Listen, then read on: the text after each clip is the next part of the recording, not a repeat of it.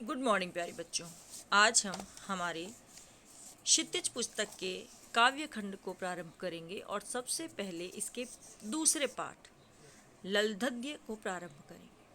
आज हम इस पाठ की कश्मीरी कवियत्री ललधद्य का परिचय और पाठ परिचय प्राप्त करेंगे। कश्मीरी भाषा की लोकप्रिय संत कवियत्री ललधद्य का जन्म सन 1320 के लगभग कश्मीर स्थित पंपोर के सिमपुरा गांव में हुआ था बेटा। उनके जीवन के बारे में कोई प्रामाणिक जानकारी हमें नहीं मिलती है। ललधद्य को लल्लेश्वरी, लल योगेश्वरी, लल्ला रिफा आदि नामों से भी जाना जाता है।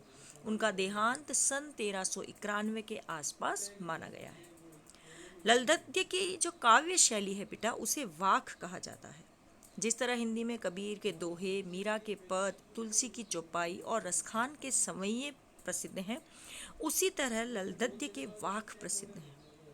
अपने वाकों के जरिए उन्होंने जाति और धर्म की संकीर्णताओं से ऊपर उठकर भक्ति के ऐसे रास्ते पर चलने पर जोर दिया है जिसका जुड़ाव जीवन से हो। उन्होंने धार्मिक आडंबरों का विरोध किया और प्रेम को सबसे बड़ा मूल्य बताया। लोक जीवन के तत्वों से प्रेरित ललधद्य की रचनाओं में तत्कालीन पंडिताऊ भाषा संस्कृत और दरबार के बोझ से दबी फारसी के स्थान पर साधारण जनता की सरल भाषा का प्रयोग किया गया है कि वो संस्कृत के बड़े बड़े शब्दों या फारसी के बड़े शब्दों में लिखना पसंद नहीं करती थी। वो जो उनकी कश्मीरी जो भाषा है उसी में लिखती थी, क्योंकि सामान्य भाषा में लिखा गया साहित्य लोगों के दिलों को ज़्यादा छूता है। यही कारण है कि ललधद्य की रचनाएं सैकड़ों सालों से कश्मीर की जनता की स्मृति और वाणी में जीवित हैं। वे आधुनिक कश्मीरी भाषा की प्रमुख स्तंभ मानी जाती हैं। हम जो पाठ उनका ये आज कविता जो शुरू करेंगे बेटा, उसमें हम 4 वाक पढ़ेंगे। विद्यार्थियों को भक्ति काल की व्यापक जन चेतना और उसके अखिल भारतीय स्वरूप से परिचित करवाने के लिए विभिन्न विभिन्न कवियों का उनके पाठों में समावेश किया जाता है पाठ्यक्रम में।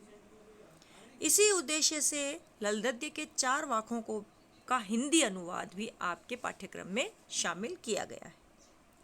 इसका जो पहला वाक है बेटा, रस्सी कच्चे धागे की खींच रही मैं नाव, जाने कब सुन मेरी पुकार, करे देव भव सागर पार, पानी टपके कच्चे सकोरे, व्यर्थ प्रयास हो रहे मेरे, जी में उठती रह रहूं घर जाने की चाह घेरे।